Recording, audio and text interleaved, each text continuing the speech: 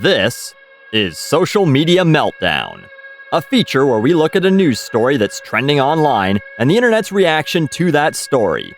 It's the most boring show on the internet, as we show you how happy and harmonious everyone always is.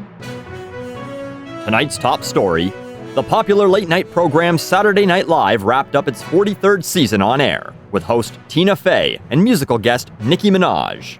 As is tradition, Nicki Minaj performed 2 songs during the show, one of which was her current single, Chun-Li, a song with numerous pop culture references, including, of course, a nod to the popular Street Fighter II character, Chun-Li. Chun-Li is noted for being the only selectable female character in the original iteration of the arcade classic, and many music critics have suggested that her reason for referencing this character is that she feels like the only female rapper in a male-dominated genre and industry. In other news, Nicki Minaj is a big ol' racist. 2 words are about to lose all meaning as I read them over and over. You can guess what those 2 words are as we get to these tweets. Is no one going to talk about the fact that Nicki Minaj's performance on #SNL included cultural appropriation, or... Why is no one talking about Nicki Minaj's blatant cultural appropriation? ? Can someone brief me on how the internet is not completely on fire about cultural appropriation re Nicki Minaj's performance on SNL last night? Are we going to talk about Nicki Minaj's cultural appropriation? The last 2 people aren't as passionate. They only used 1 ? But no, we're not going to talk about it. As you can clearly see, no one is talking about it, and it would have been impossible to search Nicki Minaj cultural appropriation on Twitter, find someone talking about it, and have a discussion with them. No one but you was talking about it. It's funny that all these people want to talk about it, but apparently have nothing to say beyond 2 words that I'm already sick of writing and saying. This wasn't the first time I heard about it. People were already all caps hammering cultural appropriation on their keyboards when the song came out, as she compared herself to a Chinese video game character from a Japanese video game that was very popular in the United States of America. But with the performance, she wore this sort of Chinese-inspired outfit, and had a bunch of Asian background dancers also dressed up in outfits that looked vaguely Chinese, I guess. I think most Chinese people just wear the same shit North Americans or Europeans wear day to day. Which, I don't know, is that cultural appropriation? I guess I better go see if 100,000 people are tweeting about fucking Chinese people wearing jeans.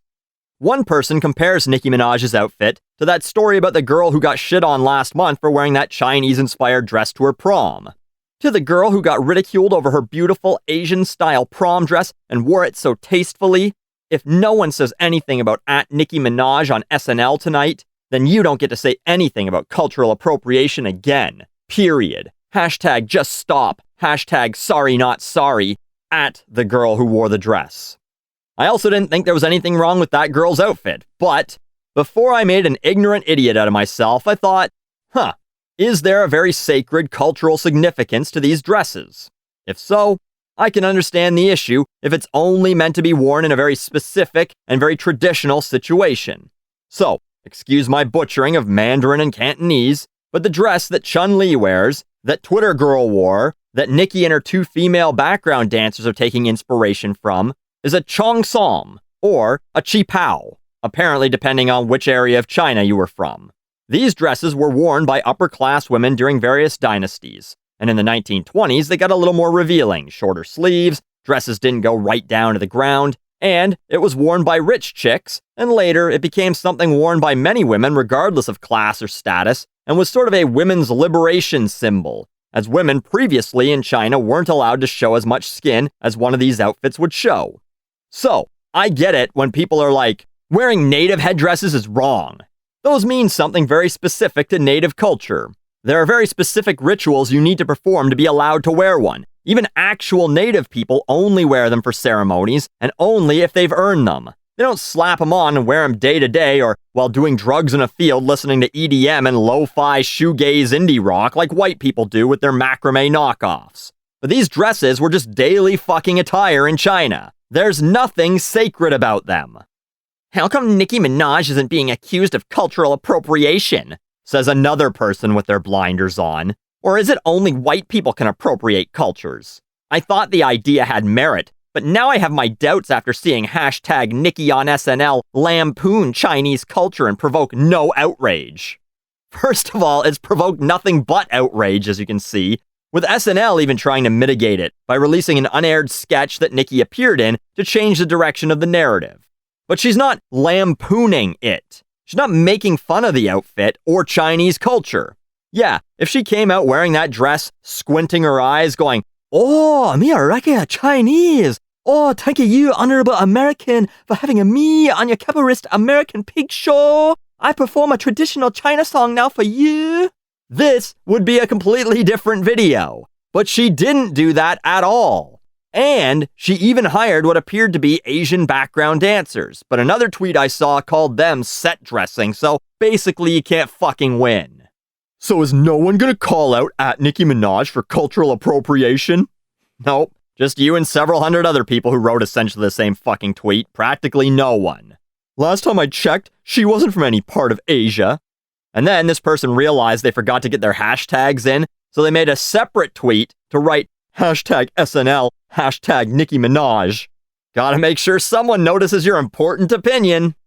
Apparently, Nicki Minaj's great-grandfather was Japanese or something, which doesn't really help since Chun-Li is Chinese, but Chun-Li actually isn't anything. She's a video game character created by a Japanese dude. If anything, you should be getting in your time machine, heading on over to Capcom, and getting pissed off at Akira Yasuda for making the Chinese girl a stereotype along with the rest of the stereotypes in the game. But her heritage aside, what difference does it make? We take shit all the time. We'd have nothing if we didn't. Guarantee this fucking person's eaten at Chipotle or Taco Bell or ordered Chinese food or pizza. None of these are really respecting the traditional versions of the food. They're all profit-driven knockoffs, and none of them are North American to begin with. I've said it before, but North America is a culture of cultures. We have practically nothing original, except maybe for guilt and blogging about our guilt. Everything is appropriation.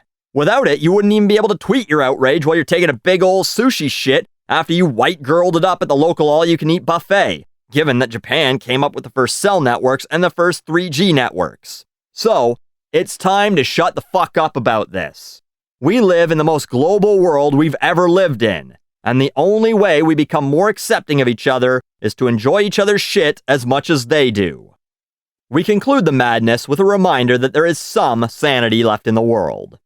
So I do not read at Nicki Minaj's portrayal of Chun-Li as appropriation, but as an embrace of a strong female character, both transcendent of race, but also as a nod to the long cultural connections between the African American and Asian communities.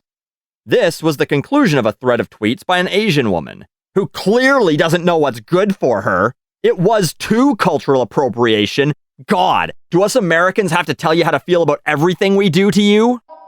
This has been Social Media Meltdown, where you can try and contain the contamination, but why bother when it's already a wasteland?